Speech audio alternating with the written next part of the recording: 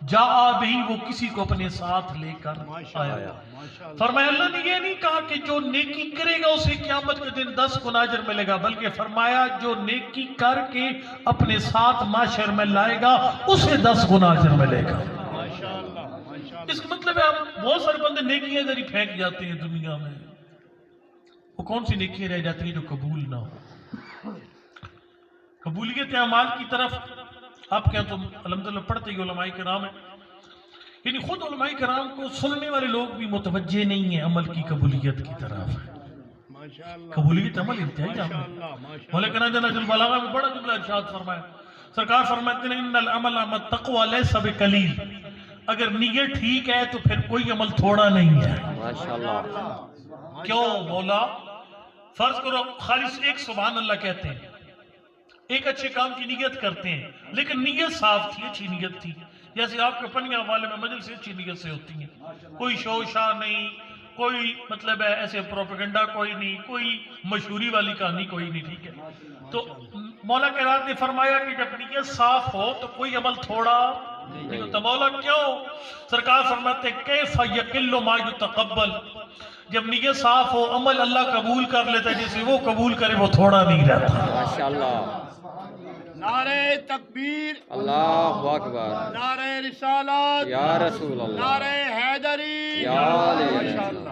اچھا معافی چاہتا ہوں کہ انتظار کرنا پڑا. اصل میں یہ آج آپ پتہ ہے منڈی مویشی ہم یہ خوشاب میں اور ساتھ گنے کی ٹرالیاں تھی، کافی 20 منٹ اور ادھر ٹول پلازے پہ ہم پھنسے نہیں، وگرنہ میں اپنی ٹائم پہ پہنچ جاتا. پریشانی میں آپ کو تھوڑے ٹائم میں چھٹی دے دوں گا.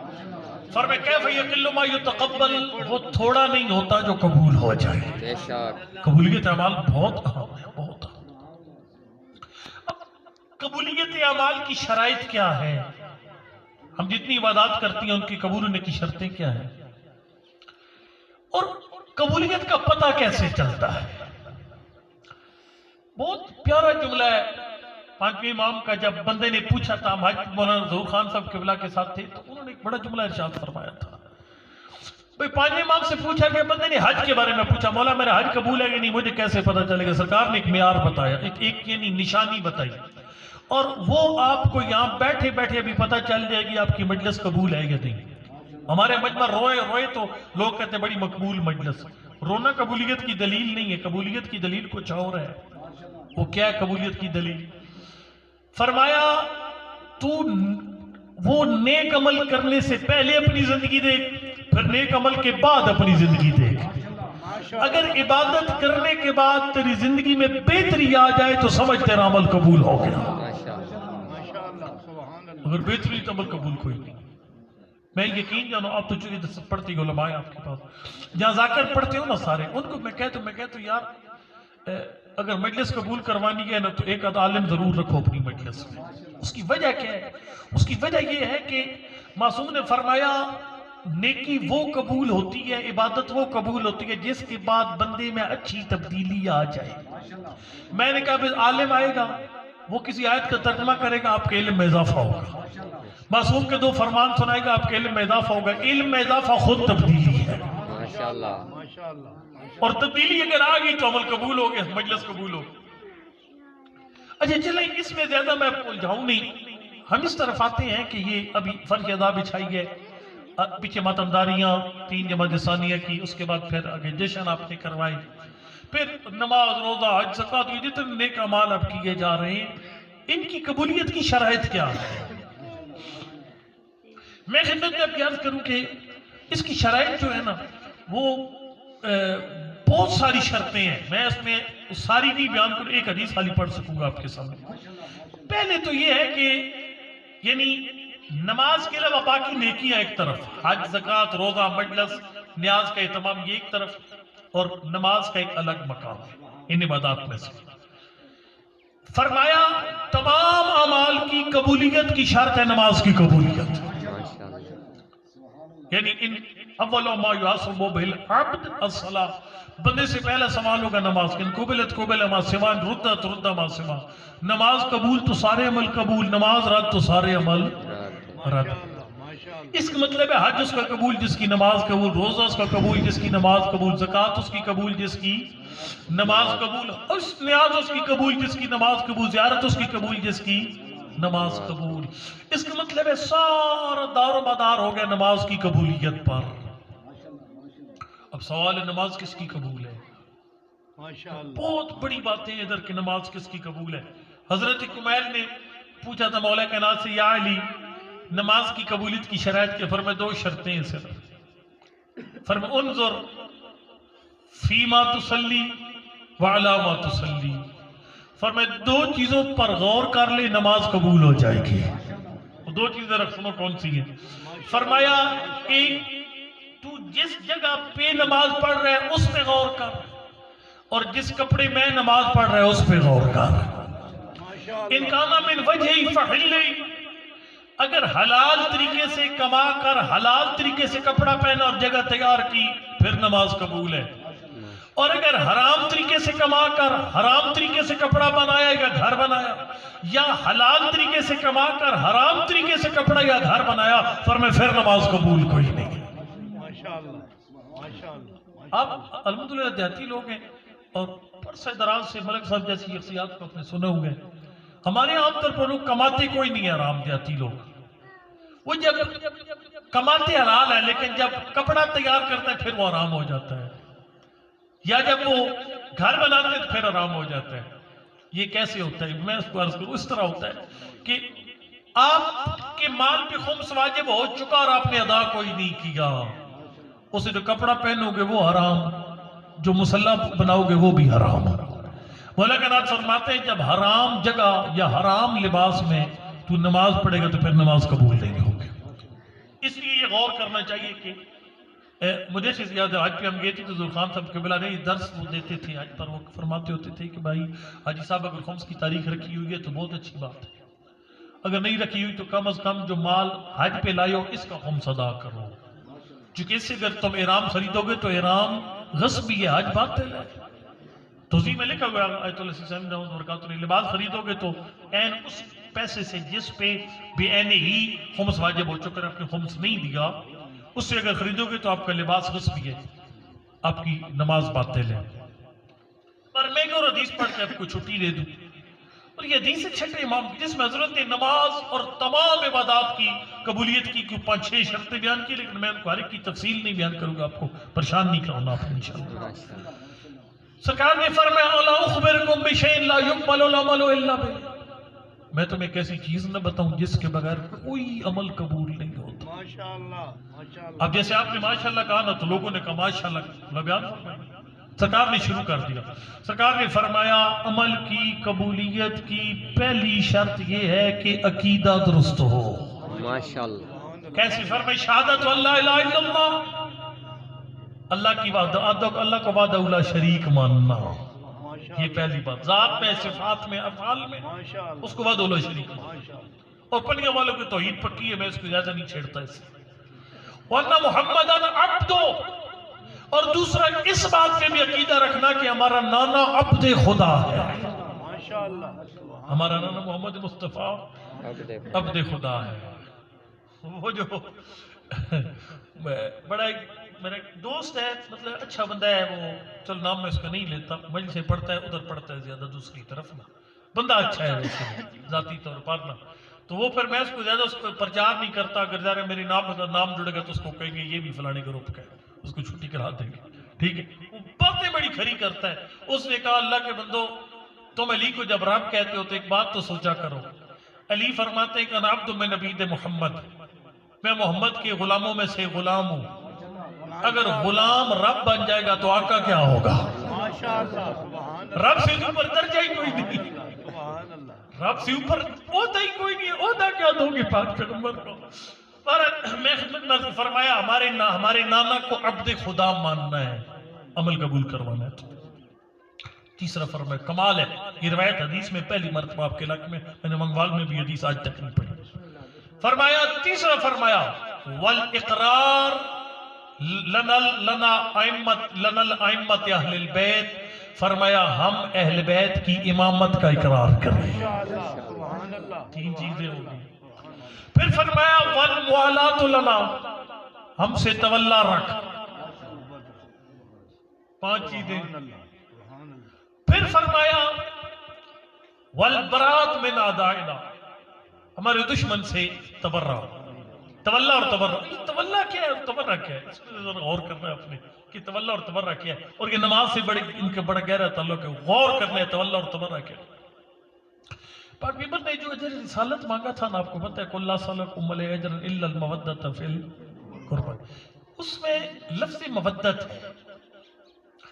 اس لفظ مودت کو میں اس طرح آپ کی خدمت میں عرض کروں گا کہ بہت ساری چیزیں ایسی ہیں وہ اندر ہوتی ہیں، نظر نہیں آتی. میں نے ادھر بھی کہا تھا جملہ وہ 3 جمع ثانیہ کو، میں نے کہا جی آپ مثال طور پر آپ کو کسی سے محبت ہے نا، تو میں کہوں دکھائیں، آپ دکھا نہیں سکتے، محبت نہیں دکھا سکتے. اے محبت آنکھوں جب مول سے بے تکاوڑ چیز نہیں ادھر جسم ہی کوئی نہیں. یاد ہے میں نے امہ کو حل کہا تھا 3 جمع ثانیہ. ٹھیک ہے. اچھا جی آپ کو کسی بندے سے نفرت ہے، دکھائیے. نفرتی تکاوڑ والی چیز نہیں مولی صاحب. ٹھیک ہے. یہ بڑی ایک تفصیلی گفتگو، لیکن میں اس کو ایک سطر میں اس طرح بیان کروں گا. مجھے جب فرض کیجیے مجھے غصہ دل میں ہے نا، اس کی اور بات ہے، لیکن جب میں کسی کو 2-4 سنا جاؤں گا نا کڑوی یہ غصہ باہر آ جائے گا. ٹھیک ہے. یا فرض کرو مجھے یہ بھائی پروفیسر عابد صاحب ان کو مجھے ان سے محبت ہے، وہ ایک دل میں ہے. ابھی آتے انہوں نے مجھے ایسے ہاتھ ہلایا، البتہ نے محبت کا پورا حق نہیں ادا کیا، محبت کا حق یہ تھا کہ میرے آنے تک پڑھتے ارے بتایا نہیں تھا. ٹھیک ہے. بہرحال وہ جو پروفیسر صاحب جو مجھے آگے سے ملے ہیں تو مجھے اس طرح ٹاٹا کر کے وہ گئے ہیں. اب جو دل میں وہ محبت ہے، لیکن یہ اس کا اظہار ہے. ہر گڈی والا تین نہیں کرتا نا، جاننے والا بندہ ہی کرتا. ٹھیک ہے. بس ایک کچھ باتیں دل میں ہوتی ہیں، کچھ ان کا اظہار ہوتا ہے. جملہ کہنے لگا ہوں. آیت اللہ جادی عاملی نے فرمایا آل محمد کی حب اگر دل میں ہو تو محبت ہے، اگر عمل میں سامنے جائے تو محبت ہے. اور فرمایا اپنے. اور یہ نہج البلاغہ میں مولا کائنات کے یہ جملے ہیں، الایمان اقرار باللسان والتصدیق بالقلب وعمل بالارکان. سرکار نے فرمایا ایمان زبانی ماننا، دل کا تصدیق کرنا، اور اعضاء و جوارح سے پھر اس کا ظاہر ہونا. عمل بالارکان، ان اعضاء و جوارح کے ساتھ کچھ کرنا بھی، خالی دل میں رکھنا نہیں ہے. دیکھیں تولا یہ عام محبت نہیں ہے، یہ مودت ہے. اس کا مطلب کیا ہے؟ مطلب یہ ہے کہ ایسی محبت اہل بیت کے ساتھ فروغ دین میں شامل اور عمل کی قبولیت کی شرط ہے جس میں ان کے کردار کی جھلک بھی نظر آئے. یعنی خالی ان کی ذات سے محبت نہ، ان کے کردار سے بھی محبت ہو. البتہ میں ایک بات آپ کو عرض کر دوں، بہت ساری یہ بڑی علمی باتیں ہیں، مطلب میں کیا بیان کروں، کیا چھوڑ جاؤں.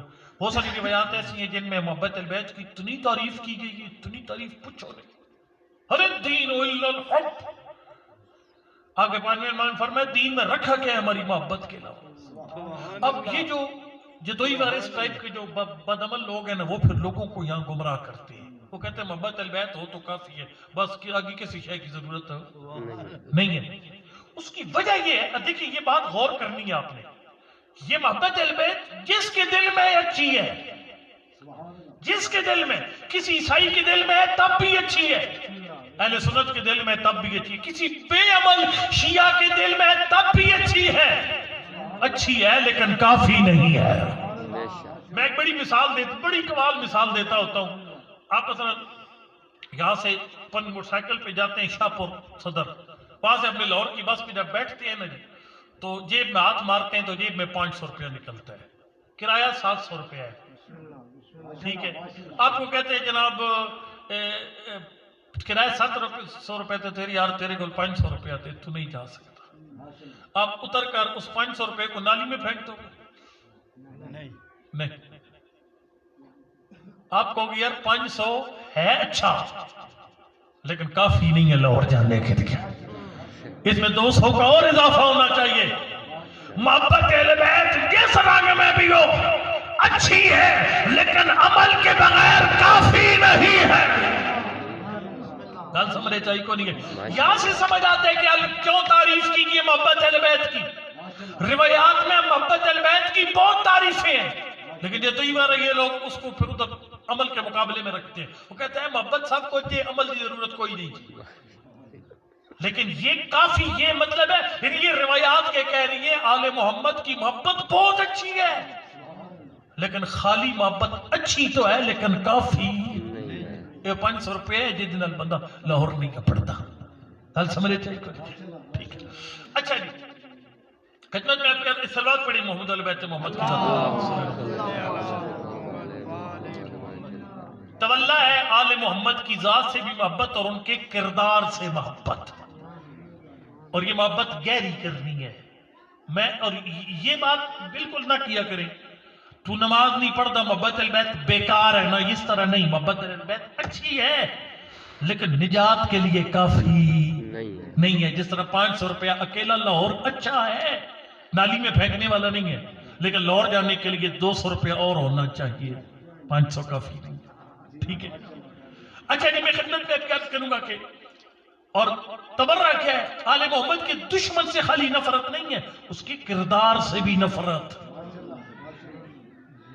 اب یہ میں اپنی طرف سے کون نہیں کہہ رہا، اب مجھ سے خود اپنی طرف میں خود ترجمہ نہیں کر رہا. نہج البلاغہ کے اندر ایک خطبہ ہے نہج البلاغہ میں کہ مولا کائنات کے 2 صحابیوں نے امیر شام کو گالیاں دی جنگ صفین میں. اور پتہ ہے امیر شام شرارتی آدمی تھا، رنگ برنگی شرارتیں کرتا تھا.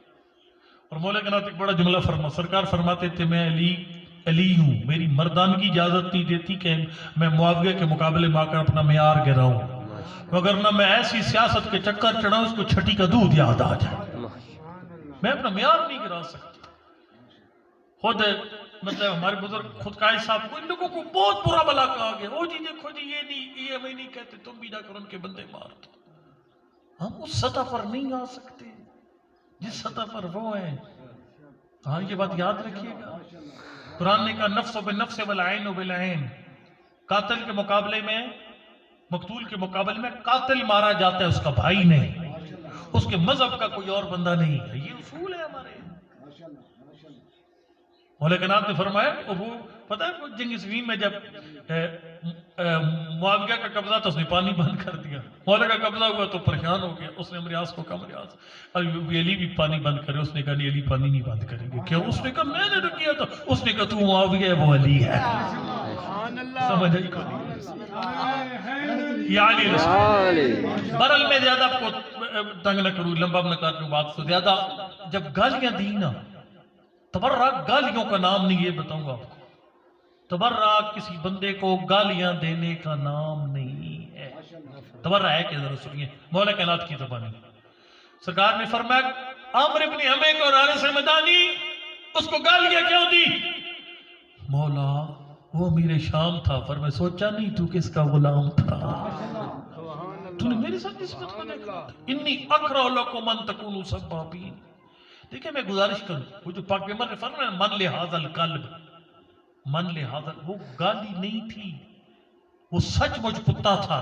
نبی کو نظر آ رہا تھا کہ عمرو ابن عبد الود کتا ہے. قرآن پاک نے بھی کہا نا، پورے سید ساجدین نے نہیں فرمایا نہیں پانی نہیں چاہیے، نہیں پانی نہیں چاہیے.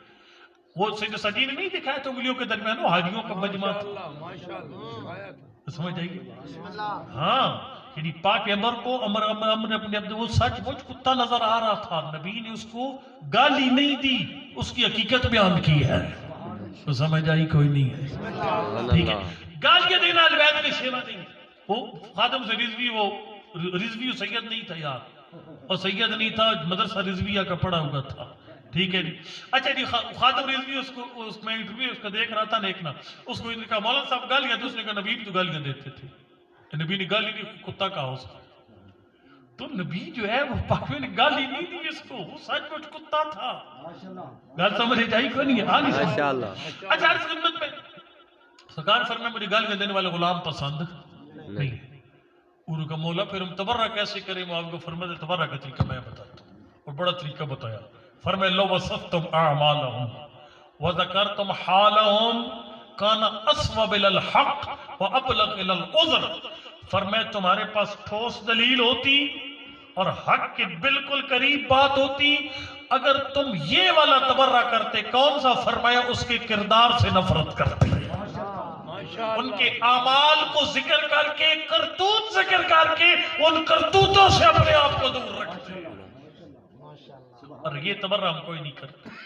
جس دن ہم نے یہ تبرہ شروع کر دیا، امام زمانہ کا ظہور ہو جائے گا۔ یہ بات تبرہ، بھئی میں اپنے گربان تبرہ کرتے ہوئے اپنے گربان میں بھی جھانکوں۔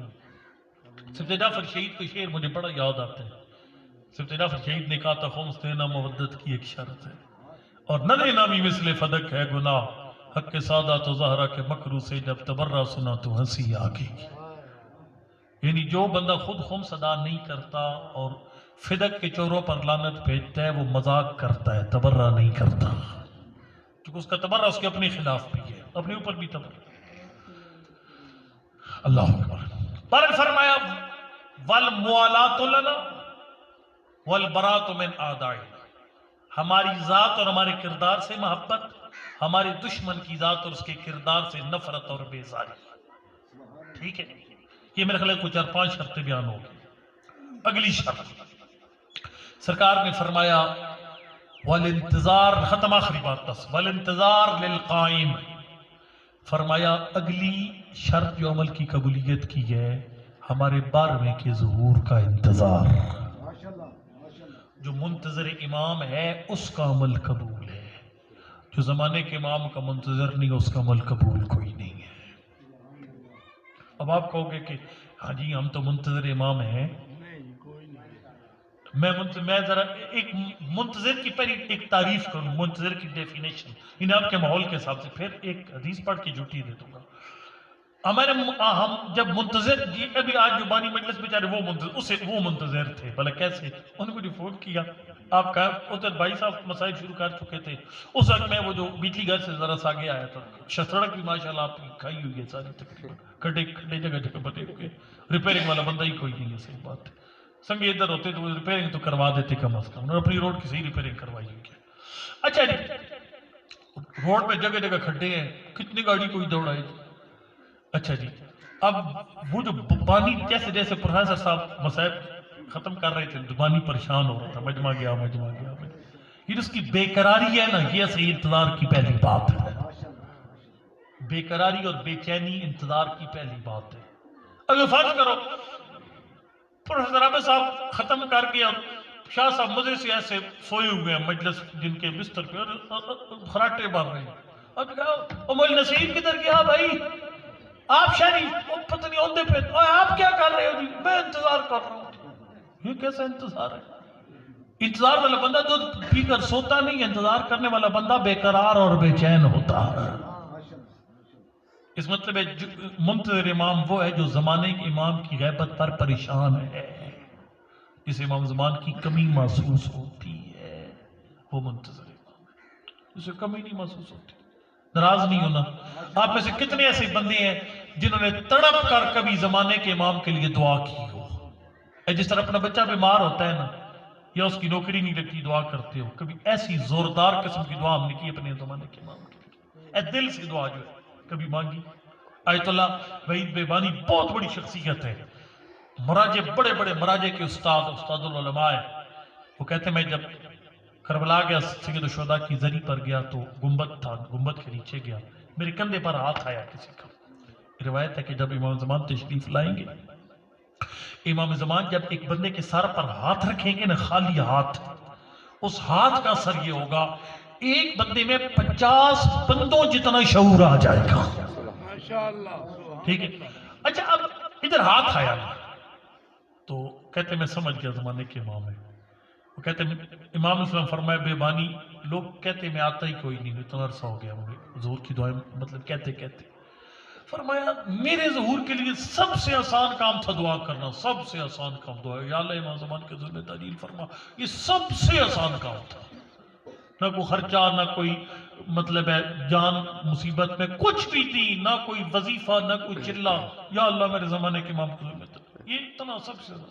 فرمایا وحید بیبانی دیکھ، قبولیت کی یہ جگہ ہے میرے داد حسین کی قبر، اور فرمایا سن، وہ کہتے ہیں امام فرمایا سن، مجھے ایک ایک بندے کی 700 بندت آواز الگ الگ آ رہی تھی، میری سماعت کی قوت بڑھ گئی۔ جب زمانے کے امام نے فرمایا سن، وہ فرمایا ایک بندہ بھی میرے ظہور کے لیے دعا نہیں کر رہا، آیت الوعید میں بانی کہتے ہیں جب امام فرمایا سن مجھے ساری آوازیں آئیں. کوئی کہہ رہا تھا یا اللہ امام حسین کا صدقہ مجھے اولاد دے, یا اللہ میرے بچے کو نوکری دے دے, یا اللہ میرا بیمار ٹھیک ہو جائے, یا اللہ میری فصل اچھی ہو جائے, یا اللہ مجھے گاڑی دے دے, یا اللہ مجھے بنگلہ, مجھے کوٹھی, مجھے فلاں فلاں.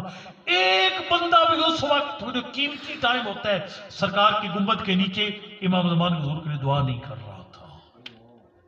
تو جس انتظار ہوتا ہے وہ بے قرار ہوتا ہے.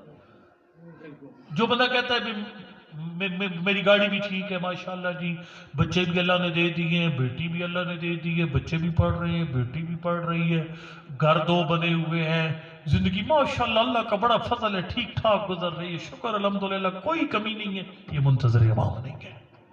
منتظر امام وہ جو کہ سارا کچھ بہت اچھا ہے, کاش میرے امام کا ظہور ہو چکا ہوتا. ہمیں کمی محسوس ہونی چاہیے امام زمان کی. بڑے بڑے مسئلے آپ کے حل ہو جاتے ہیں اگر امام زمان کا ظہور ہو چکا. یقین جانو میں آپ کو پنیا والا آپ کا تو ممبر صاف ستھرا ہے, یہ ممبر صاف ستھرا ہو جاتا اگر امام زمان کا ظہور ہو جاتا. یہ روز مذاق نہ اڑایا جاتا مذہب کا ممبر کے اوپر سے اگر امام زمان کا ظہور ہو چکا. آپ کو کمی محسوس کرنی چاہیے. اور کوئی فیصلہ کرنے والا نہیں ہے. کوئی پاکستان کی قوم کا تو وہ شیخ صاحب نے بڑا ایک جملہ کہا پیچھے جو 23 محرم کو علماء اور ذاکرین کانفرنس, شیخ صاحب نے کہا کہ میری قوم تیرے ہر مسئلہ حل ہو جائے گا, صرف اپنی خیر خواہوں کو مان جا. پھر آیت پڑھی قرآن کی وَلَكِنَّكُمْ لَا تُحِبُّونَ النَّاصِحِينَ, لیکن تم ایسی قوم ہو جن کو خیر خواہ پسند نہیں ہے. مداری لگانے والے پسند ہے لیکن خیر خواہ پسند نہیں ہے. بارہ تنگ نہ کروں زیادہ میں آپ کو. فرمایا امام زمان کے ظہور کا انتظار, یہ اگر ہے تو بندہ وہ اس کا عمل قبول ہے. اچھا, انتظار کی پہلی بات بے کر. دوسری بات, انتظار کی دوسری بات یہ ہوتی ہے کہ بندہ آنے والے حالات کی تیاری کرتا ہے. ماشاءاللہ ماشاءاللہ. مثلا میں ایک مثال بہت بھی, یہ مثال بڑی مشہور ہے میری. مثلا میں پنیا والا آ رہا ہوں نا جی, ابو شاہ سے فون کر رہے ہیں کہ بولا جلدی کرو, پروفیسر صاحب مقام ڈالے, جلدی کرو جلدی کرو جلدی کرو. میں آیا جیسی گاڑی دوڑا کر جیسی پہنچا نا تو آگے ساؤنڈ بھی کوئی نہیں, ممبر بھی کوئی نہیں لگا ہوا, نہ کوئی آپریٹر ہے, نہ ٹیبل ہے, نہ کرسی ہے, نہ کوئی چٹائی ہے. شاہ جی آپ کیا کر رہے تھے؟ جی میں آپ کا انتظار کر رہا تھا. شاہ جی اگر انتظار کرنا تھا تو پھر تیاری تو کی ہوتی اپنے حصے کی. امام کا منتظر وہ ہوتا ہے جو اپنے حصے کی تیاری کر کے بیٹھا ہوا ہو. چھٹے امام کو بہت لاجواب جملہ سرکار فرماتے ہیں وہ بندے منتظرین امام ہیں کان علی خیولہم العقبان, جنہوں نے اپنی سواریوں کو نشان لگا کے رکھا ہوا ہے. یعنی آج کے دور میں گاڑی کا تیل پانی چیک کر کے رکھا ہوا ہے, جب میرا امام آئے گا تو اس گاڑی پہ سلف لگا کر ایک دم مکہ روانہ ہو جاؤں گا. اتنی تیاری کر کے بیٹھا ہوا ہے جو بنتا ہوں. بس امام کی پکارنے کی دیر ہے, میرے نکلنے میں دیر تھی ہے. اچھا میں خدمت میں عرض کروں گا کہ آپ کو پتہ ہے 8ویں امام جب ایک مخصوص یہ منتهى الامال کے اندر ہے, اصل المقال اردو ترجمہ ہے اس کے اندر یہ ہے کہ جب امام زمان کے ایک مخصوص نام, وہ میں بھی نہیں لوں گا آپ کے طرف, جب وہ آتا تھا تو 8ویں امام کھڑے ہو جاتے تھے. اس لیے جمعے کے خطبے میں امام زمان کے نام پر لوگ کھڑے ہوتے ہیں. یہ نہیں کہ باقی تیرا معصوم کام میرے امام زمان افضل ہے, نہ. اس کی وجہ پوچھے گی مولا, جب آپ کا نانا سب سے افضل ہے تو پھر آپ باقی 13 کو چھوڑ کر اس نام پر کیوں کھڑے ہوتے ہیں؟ سرکار فرمانے میں اپنے شیعوں کو تربیت دے رہا ہوں. جب ہمارے 12ویں کے نام پر کھڑے ہونے کے عادی ہو جائیں گے, جب وہ قیام کرے گا تو پھر اٹھنے میں دیر نہیں لگے گی. کو سمجھ آئی کوئی نہیں؟ اچھا جی ختم کروں بات کو. منتظر امام آخری حدیث میں تھوڑا لمبائی کر گیا. آخری حدیث منتظر امام, یہ جو روایت ہے نا, یہ روایت ہے چوتھے امام سے. ابو خالد کابلی راوی ہیں اور چوتھے امام کی روایت ہے. سرکار نے فرمایا منتظر امام کون ہوتا ہے جو کہ انتظار امام کے بغیر عمل قبول نہیں ہے.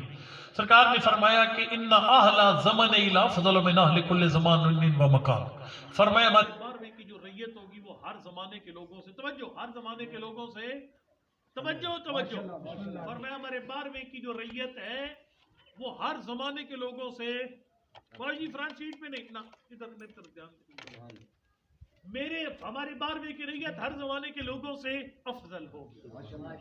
بڑی عجیب بات. ماشاءاللہ ماشاءاللہ. کیا سارے افضل ہیں؟ یعنی جتنے ہم سب پورے پاکستان، انڈیا، ایران، یہ سارے ہر زمانے فرمائے سارے نہیں.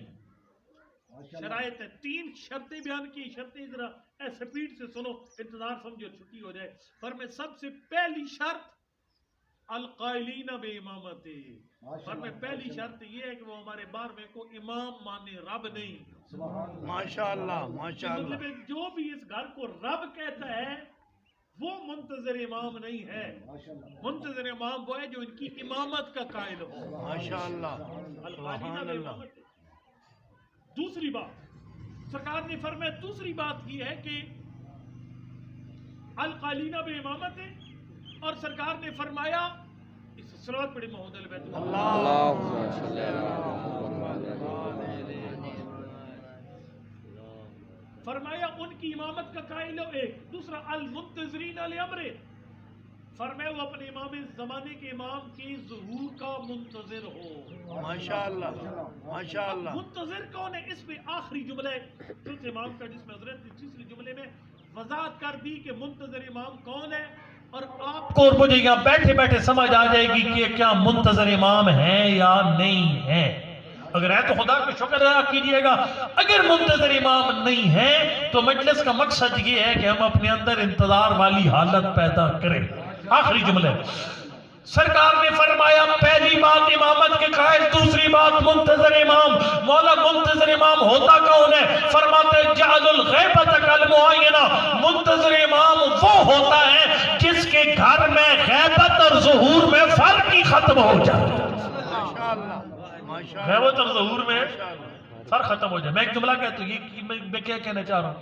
میرے کہنے کا مقصد یہ، اب اس کو اب عمل کرنا ہے. یقین جانیے مطلب میں کوئی اس طرح کو بہت کو نیک، کوئی عارف باللہ اس طرح کا کوئی نہیں ہوں، ایک طالب علم ہوں چھوٹا سا، لیکن میں کوشش کرتا ہوں اور میں اس لیے آپ سے دل کی گہرائیوں سے کہہ رہا ہوں، آپ سب نے کوشش کرنی ہے کہ آپ اپنا گھر بار امام کے ظہور کے لیے تیار کریں. یہ میں کیوں کہہ رہا ہوں؟ کیونکہ سرکار نے فرمایا جعل الغیبت کالمعینہ. فرمایا وہ منتظر امام ہوگا جو غیبت کے دور میں غیبت کو ظہور کی طرح بنا دے گا. ماشاءاللہ سبحان اللہ. یہ کیا مطلب ظہور کی طرح بنا دے گا؟ اس کی میں مثال یہ دیتا رہتا ہوں. اگر فرض کریں امام زمان کا ظہور ہو جائے اور کسی ٹائم بھی کہیں پر بھی وہ پہنچ سکتے ہوں، اور پہنچ سکتے بھی ہیں، ویسے پہنچ سکتے بھی ہیں، چونکہ 8ویں امام سے بندے نے پوچھا تھا نا مولا آپ کے 12ویں کی کوئی نشانی ہے جس سے سمجھ آ جائے وہ 1 نمبر. چونکہ امام زمان کے ظہور سے پہلے 2 نمبر امام زمان بھی آئیں گے. تو سمجھ آ رہی ہے؟ امام زمان کے ظہور سے پہلے 2 نمبر امام زمان بھی آئیں گے. ٹھیک ہے جی. تو مولا ہم کیسے پہچانے گے کہ یہ امام 1 نمبر ہے کہ 2؟ فرمایا بڑی زبردست نشانی ہے. 2 نشانی. ایک فرمایا کہ لا ظل لہ، 1 نمبر امام زمان کے جسم کا سایہ نہیں ہوگا. تو سمجھ آ رہی ہے؟ دوسرا فرمایا تطوی لہ الارض، جو 1 نمبر امام زمان ہوگا اس کے سامنے زمینی فاصلے سمٹ جائیں گے.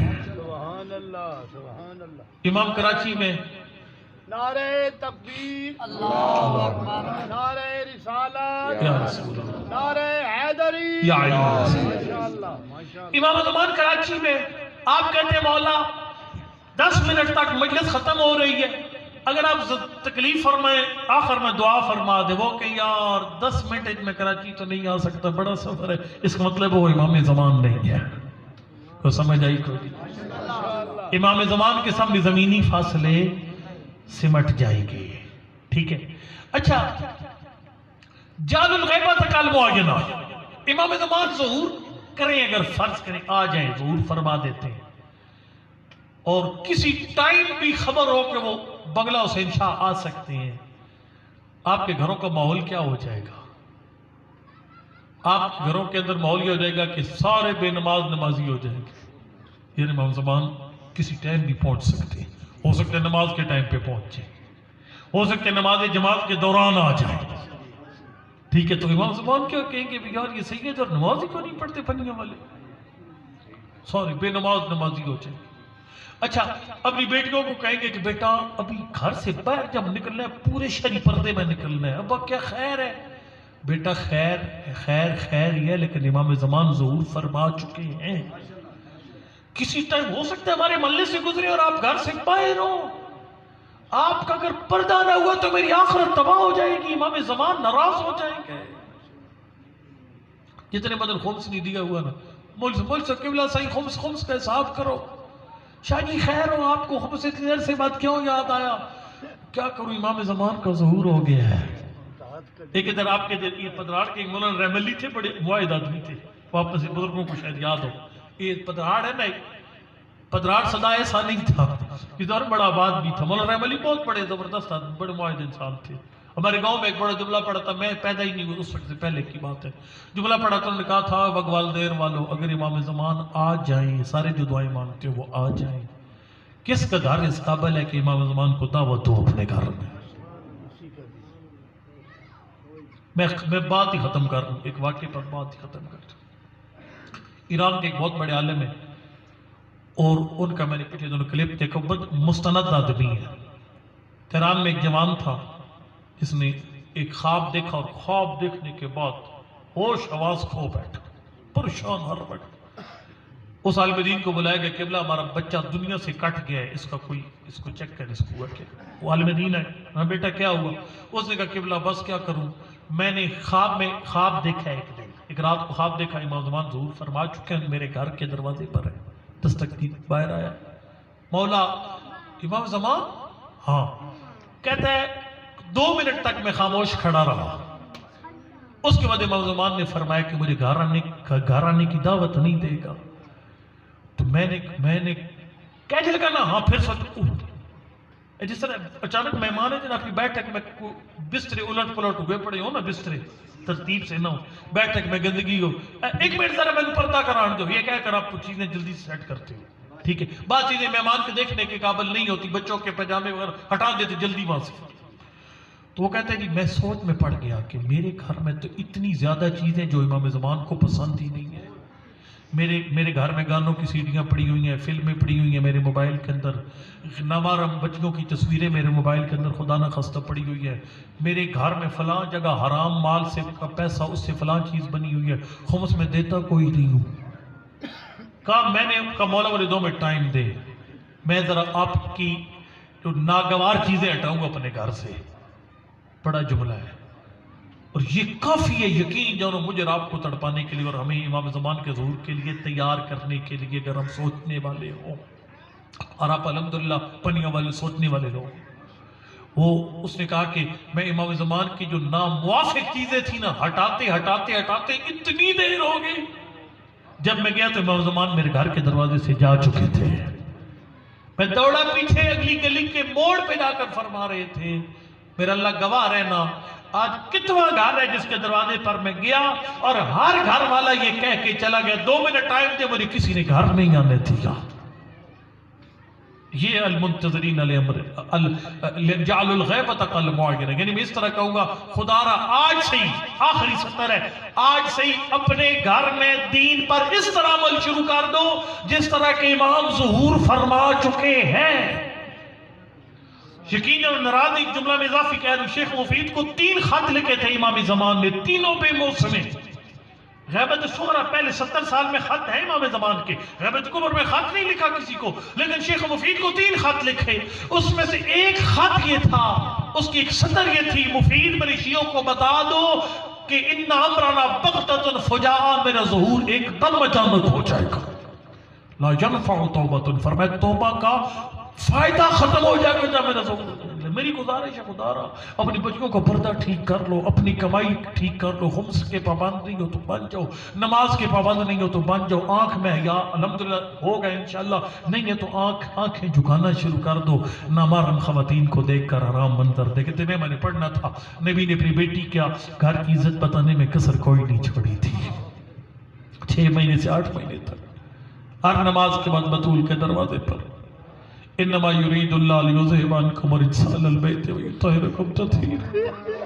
السلام علیکم یا اہل بیت النبوہ، آیت اللہ اسفانی نے ایک جو آپ اکثر سادات بیٹھے ہونا، آیت اللہ اسفانی بڑی شخصیت آیت اللہ خوئی کے شاگرد ہیں، استاد ہیں، آیت اللہ باجد کے استاد ہیں.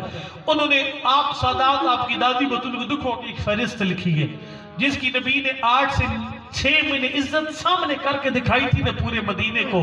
فرماتے ہیں کہ میں حیران ہوئے اس بات پر. فرماتے ہیں دن نبی کے بعد خالی 4 گزرے تھے، 4 گزرے تھے دن. بطول بھی وہی تھی، دروازہ بھی وہی تھا، مدینہ کے لوگ بھی وہی تھے، لیکن اسی دروازے سے آگ اور دھوئے کے شعلے بلند ہوئے.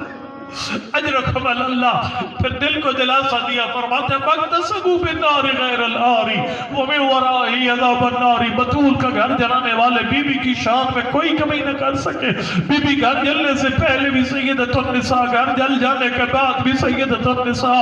اپنے لیے جنت کیا خریدی بطول کا گھر جلانے والوں نے، لیکن پھر دل میں غم نے جوش مارا. فرماتے ہیں ظالموں دروازہ جلا دیا تھا، کاش اسے بات پہلے ظلم نہ کیا ہوتا. قبلہ کیا کیا گیا دروازہ جلانے کے بعد؟ اب میرا جملہ سنیے گا. فرماتے ولکن کسر الضلع لیس ینجبر الا بصمصام عزیز مقتدر. فرماتے جب تک امام زمان کا ظہور نہیں ہوتا شیعہ اس دکھ پہ ماتم کرتے رہیں گے. قبلہ وہ کون سا دکھ ہے؟ فرماتے جب بھی کسی گھر میں کوئی قضیہ ہو جاتا ہے نا، بندہ مر جاتا ہے، رسم زمانے مرد مردوں کو افسوس پیش کرنے کے لیے آتے ہیں، عورتیں عورتوں کو تعزیت پیش کرتی ہیں. لیکن مدینہ میں عجیب ہوا، بطول یتیم ہو گئی. مدینہ کی عورتیں زہرا کے گھر نہیں آئی، مرد بھیج دیے بطول کے دروازے. اجرکم اللہ. اب جو مرد سیدہ کے دروازے پر آئے تھے، فرمایا وہ مرد خالی ہاتھ نہیں آئے تھے، اپنے ہاتھوں میں کوئی سامان اٹھا کر لائے تھے. ظالموں نے ایسا پرسہ دیا سادات کی دادی کی پسلیاں ٹوٹ گئی. اجرکم اللہ. آپ میں سے جتنے مومن مریض ہیں کائنات میں جہاں جہاں کوئی مومن مریض ہے اللہ سب کو شفا دے. لیکن اگر کسی جسم کی کوئی ہڈی ٹوٹ جائے نا بندے کی، آپ عیادت کرنے جائیں گے، پوچھیں گے بھائی تیرا بازو کتنی جگہ سے ٹوٹا؟ 1 جگہ سے، 2 جگہ سے یا 3 جگہ سے. سجاد بیٹھے مجھے معاف کرنا، آپ کی دادی بطول کو جب پرسہ ملا بابا کو کتنی جگہ سے پسلیاں ٹوٹی. یہ لفظ میرے نہیں ہے، آیت اللہ اسفانی کے لفظ ہے. فرماتے رقص تلک الازلح زکیہ رضیت اللہ مثلہا رضیہ. بس ایک اشارہ کروں گا، تفصیل کا ٹائم نہیں ہے. آیت اللہ فرماتے بطول کی پسلیوں کی وہی حالت تھی جو شام غریبہ حسین کی پسلیوں کی تھی. اور جب زینب کو نہیں پتہ چلتا تھا سینے کی ہڈیاں کون سی ہیں، کمر کی ہڈیاں کون سی. اجرکم اللہ. آخری جملہ اللہ اکبر. فرماتا ظالموں کاش اس سے بعد والو ظلم نہ کیا ہوتا. آیت اللہ پسلیوں کی یہ حالت ہوگی، اس سے بڑا ظلم کیا ہوگا. بلکہ میں یہیں پر ختم کر رہا ہوں. آیت اللہ حسین ہمارے پاکستان میں آپ کو پتہ ہے سرائکی مصاحب خان جو ہمارے دوست ہیں وہ لمبے مصاحب پڑھتے ہیں اور اب لمبے مصاحب کے عادی ہو گئے. وگرنہ یقیناً معرفت والے بندوں کے لیے ایک ایک جملہ ہوتا ہے مصاحب کا. قوم کے اندر اس جملے پہ مصاحب ختم ہو گیا. آیت اللہ انصاریان نے خالی ایک جملہ کہا. فرمایا جب بطول آئی نہ در و دیوار کے درمیان اور ایک مجمع گستاخوں کا اندر داخل ہوا، فرمایا بطول کی حالت یہ ہو گئی جی ساری پسلیاں ٹوٹ گئی تھی. اس جملے پہ لوگوں نے روک دیا، آیت اللہ کو نہیں پڑھنے دیا. دوڑے مار کر مجمع روئے، مجلس ختم ہو گئی. قبلہ کو بتایا گیا، قبلہ باقی لوگ چلے گئے، ایک بندہ فرقیدہ پہ بیٹھ کے مسلسل رو رہے. انصاریان آئے، مومن بازو لائے، تو کیوں رو رہا ہے اتنا؟ اس نے کہا قبلہ میں ہڈیوں کا ڈاکٹر ہوں. میرا علم یہ کہتا ہے جس بندے کی ایک پسلی ٹوٹ جاتی ہے اس کے لیے سانس لینا مشکل ہو جاتا ہے. قبلہ میں اس بات پہ حیران ہوں جس کی ساری پسلیاں ٹوٹی ہوئی تھی، بابا کے بعد جب سانس لیتی تھی کتنی تکلیف ہوتی. حضرت اللہ اس بی بی کو کتنی تکلیف ہوتی تھی. میں نے تو نہیں پڑھنا تھا. اب وہ کام کرے قبر کی پہلی رات تو تیرے میری قبر میں پاک پیغمبر تشریف لائے. آپ خاص میں سید ہو، آپ میرے اتنے مرحوم ہے، میرا ایمان ہے ان کی قبر ان کی دادی بطول تشریف لائے گی. ہمارے مرحوم عرض کریں گے اللہ کا نبی آپ نے کیوں تکلیف فرمائی؟ فرمائے دیکھو اس سال ثواب کی مجلس ہو رہی تھی، آخر مجلس سب نے مل کر میری بیٹی کے اس گھر پہ سلام کیا. میرے بعد جس گھر پہ کوئی سلام کرنے والا نہیں تھا اس مجلس میں تیرا بیٹا، تیرا بھائی، تیری بہن موجود تھی. میں محمد مصطفیٰ اسی سلام کا جواب دیتے تیری قبر میں آ کے السلام علیکم یا فاطمة الزہرا السلام علیکم یا بنت رسول اللہ السلام علیکم یا زوجة امیر المؤمنین السلام علیکم یا ام الحسن والحسین۔ میں کم میں پڑھتا تھا، میں نے اللہ جانتا ہے آیت اللہ فاطمی نے آپ کو خود یہ لفظ پڑھتے ہوئے سنا۔ وہ فرما رہے تھے تہران میں علامہ امینی آئے تھے صاحب الغدیر، انہوں نے یہ جملہ پڑھا تھا بی بی کی شہادت والے دن، وہ پڑھ رہے تھے جب بی بی در و دیوار کے درمیان آئی۔ آپ جانتے ہو فضا کو بلایا یا فضا تو خزینی و سندی بھی، فضا مجھے سہارا دے میرا محسن شہید ہو گیا۔ لیکن قبلہ علامہ امینی صاحب الغدیر جنہوں نے 11 جلد الغدیر پہ لکھی تھی، علامہ امینی فرماتے تھے فضا کے علاوہ ایک اور ہستی کو بھی پکارا، سنو گو کس کو پکارا؟ بطول نے رو کر فرمایا یا مہدی ادرکنی، او میرا مہدی بیٹا تیری دادی بطول کی پسلی ہٹو۔ اجرکم اللہ اجرکم اللہ۔ آیت اللہ عثمانی بی بی کے دکھ لکھتے آ رہے ہیں، دکھ لکھتے آ رہے ہیں، آخر میں آیت اللہ کا قلم رک گیا۔ فرماتے نبی کی بیٹی ناراض نہیں ہونا، تیرا دروازہ جلا میں نے شعر لکھ دیا، بی بی تیری پسلیاں ٹوٹی میں نے شعر لکھ دیا، بی بی تیری سرخ تیری آنکھ پہ سرخ نشان بنا میں نے شعر لکھ دیا، بی بی تیری بالی کے موتی زمین پہ بکھر گئے میں نے شعر لکھ دیا۔ فرماتے نبی جانتے ہو نا کس وقت کسی خاتون کی آنکھ پہ سرخ نشان بنتا ہے؟ اور جو بہنوں کے بھائی بیٹھے ہو کعبے خاتون کے بالی کے موتی زمین پہ بکھر جاتے، میں ادب کے ساتھ اشارے میں پڑھتا جا رہا ہوں، اللہ اکبر۔ فرماتے نبی کی بیٹی ناراض نہیں ہونا، تیرا دروازہ جلا میں نے شعر لکھ دیا، بی بی تیری آنکھ پہ سرخ نشان بنا میں نے شعر لکھ دیا، بی بی تیری بالی کے موتی زمین پہ بکھر کے میں نے شعر لکھ دیا۔ فرماتے نبی کی بیٹی ناراض نہیں ہونا، ایک تو کتنا بڑا تھا اس پہ میرا قلم شعر نہیں لکھ سکا، سنے گا کون سا دکھ ہے جس کو آیت اللہ کا قلم بیان نہیں کر سکا۔ فرماتے بی بی جس دروازے کو آگ لگائے گی دروازہ لکڑی کا تھا، لکڑی کو آگ لگی، لکڑی راکھ ہو گئی، لکڑی کو الہ بھر گئی، لیکن اس دروازے میں جو لوہے کے کیل لگے ہوئے تھے، جب لوہے کو آگ لگی لوہا گرم ہو گیا، آگ بھر گیا تھا، ظالم نے پیر کی ٹھوکر ماری، زون سے جلتا ہوا دروازہ، پیچھے پتھروں کی دیوار، ان گرم کیلوں نے زہرا کے ساتھ کیا کیا؟ فرماتے لست ادری خبر المسماری، ان کیلوں کا مجھ سے نہ پوچھ فاطمہ کے سینے۔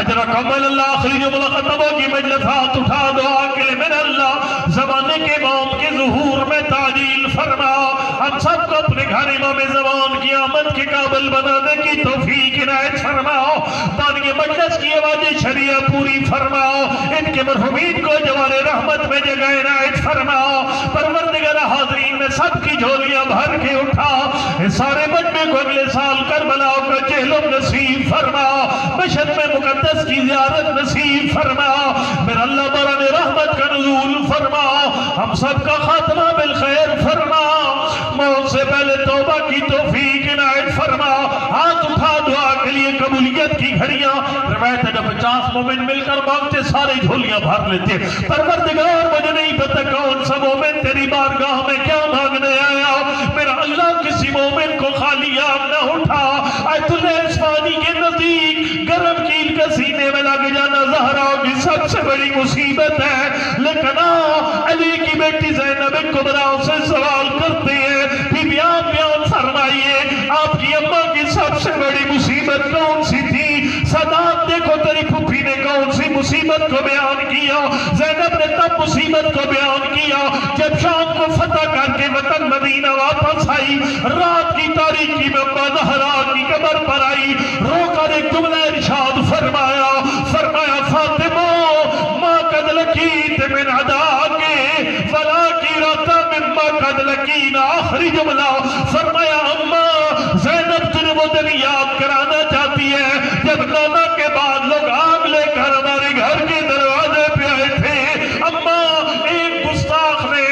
بازو